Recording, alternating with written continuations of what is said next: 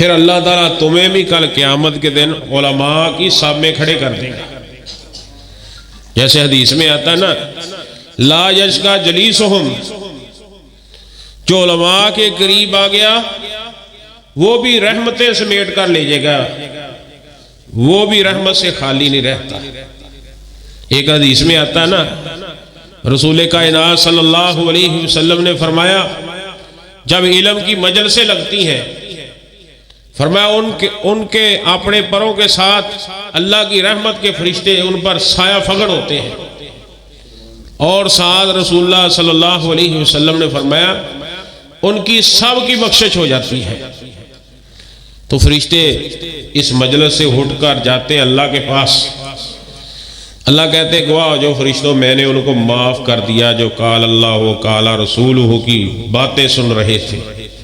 تو فرشتے کہتے ہیں اللہ، اس مجلس میں مدرسہ حسنین کریمین میں ایک آدمی آیا تھا، وہ دین کی باتیں نہیں سیکھنے آیا تھا، اس کو کوئی کام تھا کسی آدمی کے ساتھ، اسے ملنے آیا تھا، وہ بھی بائی جانس اسے بھی مجلس میں بیٹھنا پڑ گیا.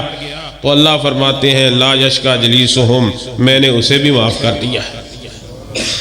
اس قدر دین کا علم اہمیت کا حامل ہے. ایک حدیث میں آتا ہے من سلک طریقا یلتمس فیہ العلم سہل اللہ طریقا الی الجنہ. من سلک طریقا، جو کسی راستے پہ چلتا ہے. طریق یہ علماء جانتے ہیں طریق نکرہ ہے، اور جو اس پہ تنوین ہے وہ بھی تمیم اور تنکیر کی ہے. من سلک طریقہ، جو کسی بھی راستے پہ چلتا ہے، وہ یہاں سے لاہور جائے، اسلام آباد جائے، یا یہاں کسی بلاک نمبر 3-4 میں اٹھ کر گوشالہ سے اٹھ کر یہاں آ جاتا ہے دین کی باتیں سیکھنے. فرمایا جتنا بھی راستہ طے کرے تھوڑا اور زیادہ ہو، تو حاصل کیا کرنے آئے؟ علم کی بات سیکھنے آئے. وہ بھی نہیں کہ محدث امام بن کے جائے، خطیب بن کے جائے، نہیں، جو بھی دین کی بات سیکھنے آیا تھوڑی بہتی. فرمایا سہل اللہ طریقا الی الجنہ، اللہ تعالیٰ اس کا جنت کی طرف راستہ آسان کر دیتا ہے. اور میں علماء اور طلباء کو کہوں گا کہ فخر کیا کرو، تم انبیاء کے وارث ہو، تمہارا مقام بہت زیادہ ہے، بڑی عظمت کے لائق ہو. تمہاری اللہ تعالیٰ فیکٹریاں اجر و ثواب کی لگا رہا ہے. ایسے اجر و ثواب اللہ تعالیٰ تمہیں نوازے گا کہ وہ نہ ختم ہونے والا ہے. تم فوت ہو جاؤ گے پھر بھی چلتا رہے گا. اترایا کرو اپنی قسمت پر. سیدنا علی رضی اللہ تعالیٰ عنہ فرمایا کرتے تھے نا، رضینا قسمت الجبار فینا، اور ہم راضی ہیں اللہ کی تقسیم پہ. کیا لنا علم، ہمارے پاس علم آیا ہے، وللجہال مال، جاہلوں کے پاس، دنیا داروں کے پاس یہ مال و متاع آیا ہے، یہ پلازے اور فیکٹریاں آئی ہیں. ہم رضینا قسمت الجبار فینا، ہم اللہ تعالیٰ کی قسمت پہ راضی ہیں. کیوں؟ علم پر ہم کیوں اتراتے ہیں، فخر کرتے ہیں؟ کہتے ہیں والمال یفنا، مال تو ختم ہو جانا ان قریب. والعلم لا یفنا، علم دین سیکھا سکھایا فرمایا وہ کبھی ختم نہیں ہوگا، بل یبقا، بلکہ باقی رہے گا قیامت کی دیواروں تک. اس لیے غور کیا کرو. اور چند باتیں میں آگے بتاتا ہوں. امام ابن قیم رحمۃ اللہ علیہ نے اپنی ایک کتاب ہے، اس کا نام ہے مفتاح الدار السعادہ. اس کتاب میں انہوں نے علم اور مال کا کمپیریزن، مقابلہ کیا ہے. بڑا اچھا مقابلہ انہوں نے کر کے بتایا ہے. وہ تو قرآن و سنت کے عین مطابق ہے.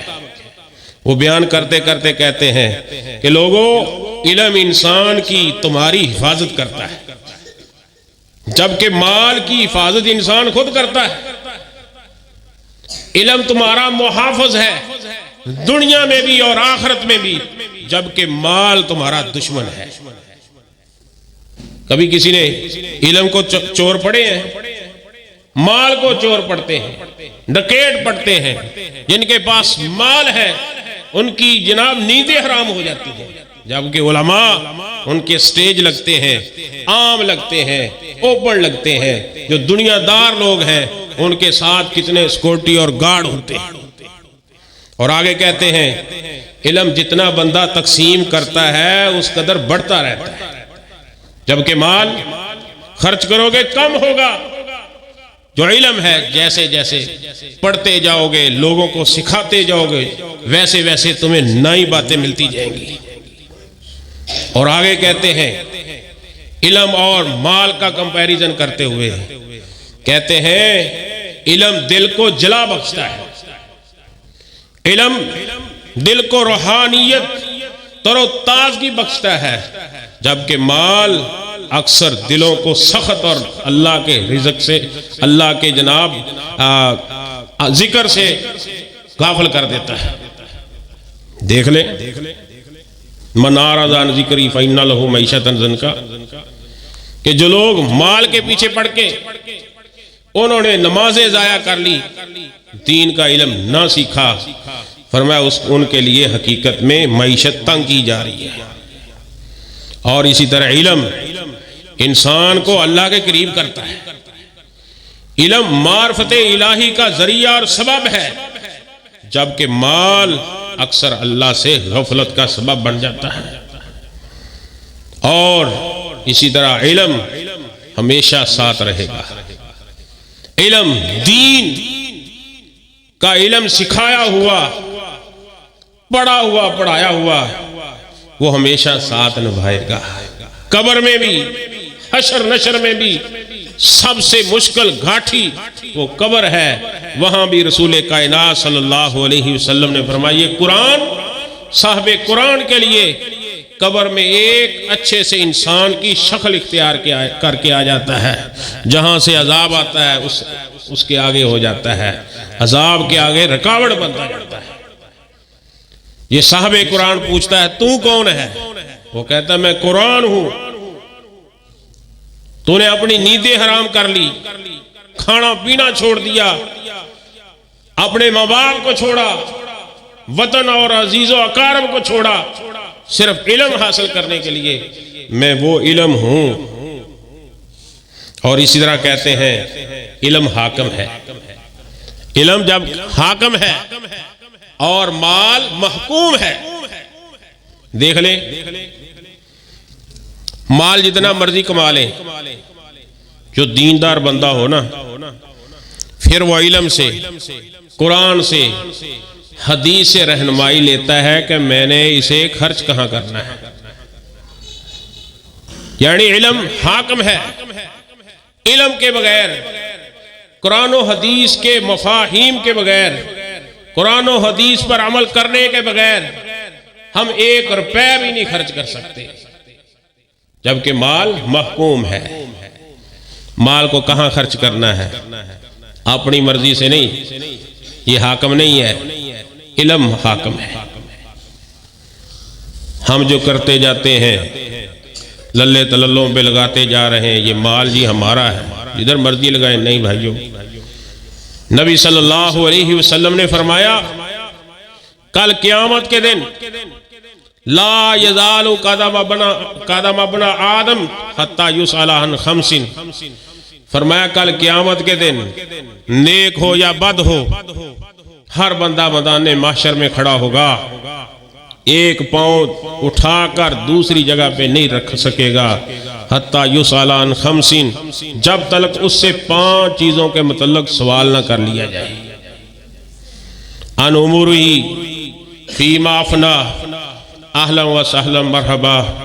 ماشاءاللہ ہمارے مہمان خصوصی قاری عمر فاروق صدیقی صاحب تشریف لے آئے ہیں، ماشاءاللہ تفضل یا شیخ۔ تو میں ان باتوں پہ اکتفا کرتا ہوں، اللہ تعالیٰ دین کی باتوں کو سمجھنے کی، اس پہ عمل کرنے کی اور ہمیں عزم کرنے کی توفیق دے۔ یار اللہ نے ہمیں بچے دے، اولاد دے، چلو اولاد بڑی ہوگی ہے، کاروبار پہ لگی ہوئی ہے، اللہ پوتے دے اور جناب نواسے دے، نواسیاں دے، ہم بھی دین کے لیے وقف کریں۔ اللہ ہمیں سمجھنے کی توفیق عطا فرمائے۔ وآخر دعوانا الحمدللہ رب العالمین۔